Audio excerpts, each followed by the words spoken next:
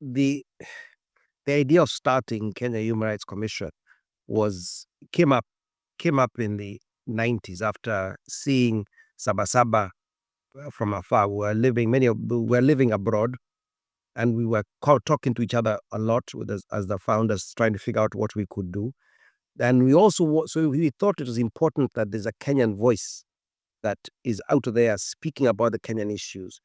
In the US, then the voices we heard were Americans talking about Kenya and what's going on in Kenya. Sometimes you'd get a few news items of Kenyans in Kenya, but it was very clear that it was Europeans and Americans deciding who will talk.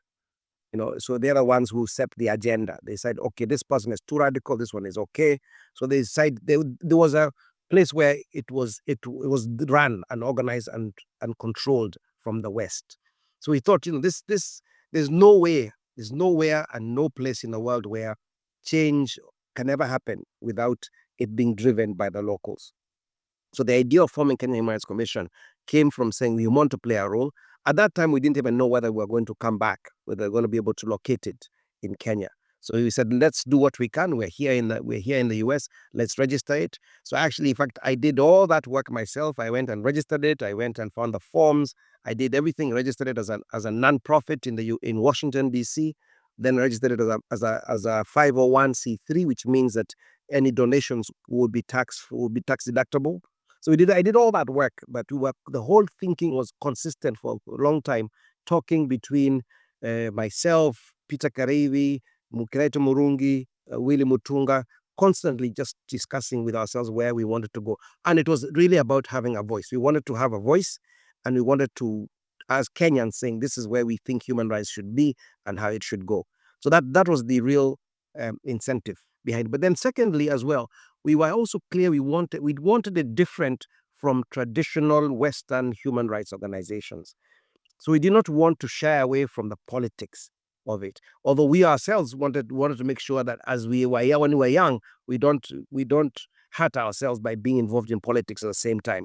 So we'll look at lessons of groups in South Africa that had been around for a long time. Look at groups in Nigeria that had been existing. So we'll look at really Southern and African entities and saying maybe this is how we should model ourselves. But we wanted it to be us. This is our journey. This is our issue. This is our things going on. We've got to work on them and ourselves rather than let others handle it for us. Well, the major aspiration was to get a Kenyan organization flowing on the road, and I think to that extent we succeeded.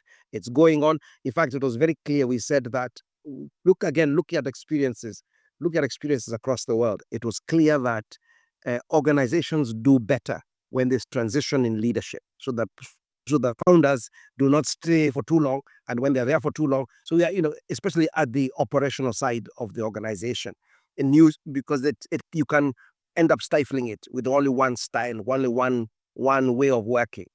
So that was very important. So we said that the first ED, which was me, would last 5 years. I ended up doing 6 years because the 5 years was the election of 97. So we thought leaving in 97 during the elections was suicidal. And we went on for another year till 98 when I left.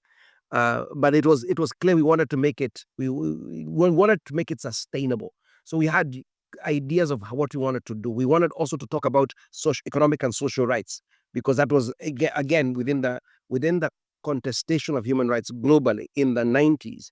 The West did not see economic and social rights as human rights. They kept pushing away. In fact, Human Rights Watch used to write about saying these are not rights, these are aspirations. They shouldn't be part of it.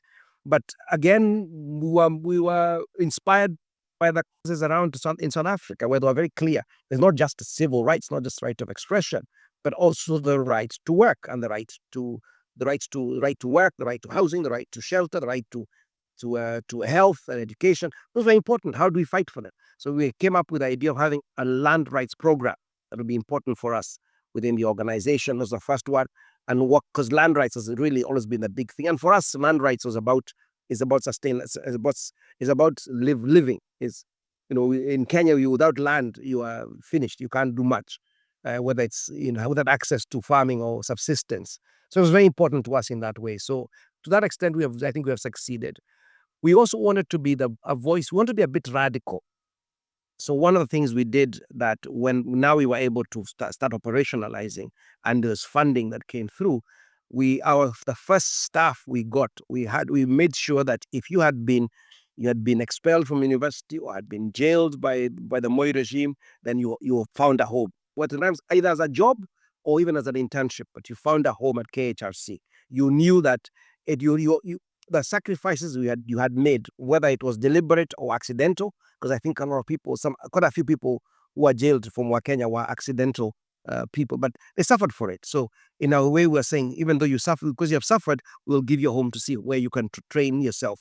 University student leaders had a place to go, because again, if students uh, if their options to move further in education and life are curtailed by expulsion, then you have no student movement. And student movement was so important for it to keep going, because everywhere in the world, it's young people who bring change. They're the ones who engineer it, they push it, and hopefully they can lead it. Which is why I think very much that, again, one of the fulfillments of our aspirations is the protests and the uprising that happened in June, July of this year by the youth, by themselves. I think that has got a continuum. If you look at it from KHRC and some of the things we're doing, from doing single file protests against police, against extrajudicial killings by the police, from doing the weekly protests for a new constitution, from all kinds of protests we're doing, and moving that agenda of protesting in an organized way. Even though you're beaten, you come back. That, for me, those seeds were planted. The seeds of 2024 were planted in the 90s by KHRC and others. But it was really that saying that the only way we can bring change is we have to get courageous and face this head on. And we pray and hope that you don't get killed or hospitalized in a process, because that's a possibility. But it's what I have said all my life, that if you're working in this space of human rights, if you're doing something for a cause, you have to think through the risks that are there and accept those risks. Because there's no other way to do it. If you don't want to take the risks, and go and work in an insurance company where you're safe, but it's part of it. So I think we've generated we have helped, not generated, we have helped engender a culture of people that are able to stand up and face up to the state, which is very important. So it is very clear as well in our heads that the state the fundamental problem for us was the state, was and is the state. And sadly, we are in a position now in this century, the 2020s and going on, where there's massive efforts to take us backwards to the 80s and 90s. And you're hearing it with the psychophancy coming out from people like Badi, from Junette and others. It's real psychophancy about let the president do his work. That's not how democracies function. The president doesn't have the monopoly of wisdom. So he's got to be challenged. And through challenge, when you get things right. So there's a whole sense going backwards, where you can see the abductions are back, which the same thing, trying to cause fear in people and intimidate people. So, but I think we have those seeds were planted. I said, the fact that people now talk on social media, and there's all these cartoons going around and all these challenges going around, people are able to laugh and disrespect the person sitting as president. It's very important, because as a society, we cannot deify these people in power. The problem is, when people get power, they become dangerous. And if we elect them, they will become even more dangerous. So we must ridicule them. We must criticize them. We must attack them. We must bring them down, make them small. Don't even call him by his name only, Ruto. Don't say president. Say Ruto. He's a human. You don't have to call him all these names. But these names and titles we use are the things that cause people to get big heads. Call him by the name. That's his name. He's not president. His name is William Ruto. Call him William Ruto. So we have to stop this deify and this culture that we have generated from the colonial type of putting titles as more important than the person. Respect is not you cannot respect a seat. You respect a person. So I respect a vendor on the streets because he's human and what he's doing with me. If he's rude to me, I won't respect him. Mama Mboga, I respect because he respects me. I respect her and we talk nicely. But if they're insulting me, why should I respect them? And same thing with people in high positions. Because somebody is a minister or is got a title like that, I don't respect the seat. And we must never respect the seat. We respect the person. And we must always keep challenging. Even our friends and people we have worked with, when they go and cross over to a place we think they have crossed over, we've got to ask them the questions. What's happening here? And we've got to be able to ask the question to people we think have had a good history. Because once power is a very, very, very. I think the whole thing was challenging power. That's really was the big ethos of Kenya Human Rights Commission, and to that extent, I think it still does that, and I think it does it well. I think they should. I think it would be nice to see different modes and paths to it, different tactics used. Beyond it, that's something everybody in the world is trying to think about. What tactics do you use? Because as time comes, the state begins to understand your tactics and begins to blunt them. So you've got to keep 2 or 4 steps ahead of the state in thinking through the tactics to use. I think it'd be great to see a bigger engagement by KHRC in the political scene. And look, I think the country is in almost an existential moment with Ruto in office and where he wants to take the country. So this is a time to be creative, to be courageous, but also to be very, very well planned and organized. And it's time to bring people around the table and figure out how do we work around this. Ruto does not make any pretense that he cares about human rights and cares about humanity. He doesn't make any pretense. And as David D writes, they've never made a point. They've never said they're anti-corruption. So why we asking them to stop corruption? They have never hidden that they are going to be part and parcel of the problem of corruption in the country. So we've got to be creative and we've got to think through that. But secondly, I think that there is a change in the global scene about the way organizations work and behave. The world has changed. The world has got a lot more authoritarians, xenophobic, anti-people leaders across the world in many parts of the world that are growing, or forces. It's not just leaders. Even the mood is becoming more and more anti-human rights, anti-democracy in the way we know it. So it is a time for even organizations to think how do you confront that new world? We can't. Structures and organizations are set up at particular times to deal with the problems that exist then. When those problems shift and adjust, then it's time for organizations as well to think through how are we approaching these new challenges that are coming up? How would we approach a society in Kenya and even in the region, really, where abductions of people happening from Tanzania to Uganda to Rwanda to Kenya? How do we approach that? How do we approach challenges where because of devolution, especially, you are better off having, that the central government has devolved, so government is down in the regions. Organizations have not devolved the same way, and maybe they shouldn't devolve the same way as government. But what are we doing, all of us, to be able to have that mentality? Nairobi still seems to be the center and the beginning and the end of almost everything.